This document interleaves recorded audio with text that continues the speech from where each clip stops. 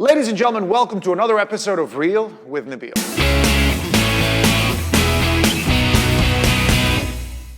This is the show where we bring you new movies coming out in the cinemas in Doha this weekend and every weekend. The world's most notorious case of Stockholm Syndrome is back in the cinemas. It's Beauty and the Beast. Needs no introduction.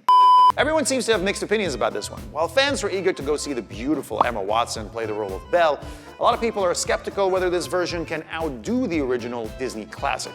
Of course, by original, we mean the 1991 cartoon version, which became the very first animated feature film in cinema history to be nominated for the Best Picture Oscar. Another very interesting fact about this film is that Ryan Gosling turned down the role of Beast in order to star in La La Land, while Emma Watson turned down the lead role in La La Land to play Belle, a role which, as we all know, led Emma Stone to win an Oscar for Best Leading Actress. The role of Belle with her nose buried in books is not too different from that of Hermione Granger, which we all know shot Emma Watson to stardom. Never before has there been such a continuity between an actress's online real-life persona and her two most iconic roles. And it's not just Emma Watson. This film has a pretty good cast. Dan Stevens plays the Beast, and there's Luke Evans, Ian McKellen, Emma Thompson, and Ewan McGregor.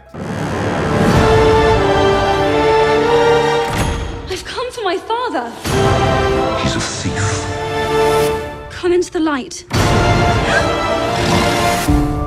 will escape, I promise. Look, a girl. Who said that? Hello. You can talk. Well, of course. It's all he ever does.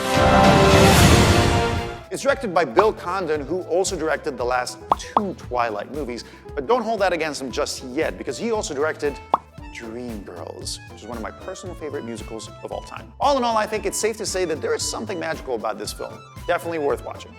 Next, we have Hidden Figures.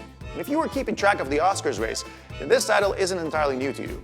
Nominated for Best Picture, Best Supporting Actress, and Best Adapted Screenplay, this is the story of a team of African-American women mathematicians who served a vital role at NASA during the early years of the US space program. The film has a lot going for it. It portrays an important part of African-American history, the racial tension of the time and discrimination that African-Americans faced in and out of the workplace. It also shows very smart women excel in a male-dominated workplace, and this took place back in the 60s. The acting is on point too, with a pretty good cast including Taraji Henson, who most of you will know as Cookie from Empire, Octavia Spencer, Janelle Monáe, Mahershala Ali, Kevin Costner, and Kirsten Dunst. The colors are beautiful, giving it an excellent 1960s look. And I'm telling you guys, this is a very feel-good movie. It'll make you laugh, move you to tears maybe, keep you at the edge of your seats, and you'll leave the cinema with a huge smile on your face.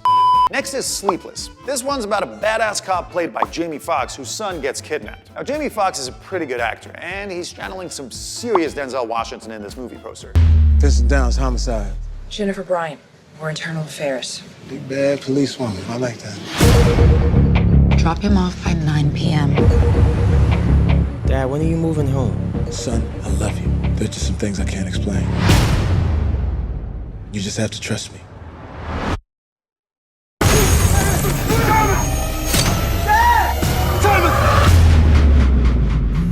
This movie looks bad, you guys. I doubt there's any more action in the movie than shown in the trailer itself, and the story sounds pretty empty too. If it sounds familiar to you, that's because on top of being a rehashed storyline of a father going on a rampage because the bad guys kidnapped his child, please refer to all previous Taken movies, it's also taken from a French movie from 2011 called Nuit Blanche, or Sleepless Night as it came out in its US release, which was remade in Tamil in 2015 called something I'm not even gonna try and pronounce, and this is simply the Hollywood remake 2017. I don't think this is worth watching at all. However, how dope is that song though? I got enemies, got a lot of enemies, got a lot of people trying to drain me of my energy. Whatever you're aiming at, make sure you're prepared to kill it. Next is a movie I cannot be more excited about. It's the new Nicolas Cage film, Vengeance, a love story. This is a story of a Gulf War veteran seeking revenge against those who assaulted a single mother. The movie is, of course, nominated for multiple Oscars, Grammys, Golden Globes, and Tony Awards. There's not much to say about it other than it's just another brilliant masterpiece from Nicolas Cage. Kidding. All right, maybe we are a little kidding. It's another Nicolas Cage movie, but you guys, I really want to defend Nicolas Cage. The trailer has a Marilyn Manson song in it, so that should give you an idea about this film. And finally, our weekly token horror film. The Belko experiment is about a twisted social experiment where 80 Americans are locked up in their high-rise corporate offices and get orders by voiceover in the intercom to start killing their colleagues. Now, situations like these usually bring out the best or worst in people, which is what I'm guessing we'll see in this film. All employees, lend me your full attention. Hey, it's Jesus. Your chance of survival increases by following my orders. Your task is simply this. Kill 3 of your co-workers, or we will kill 6 others. Hey, all the lines are dead. We need to evacuate the floor. Mikey, come on, it's a joke, man. Hey, listen up, everybody. Whoever's doing this, they're having a little fun at our expense.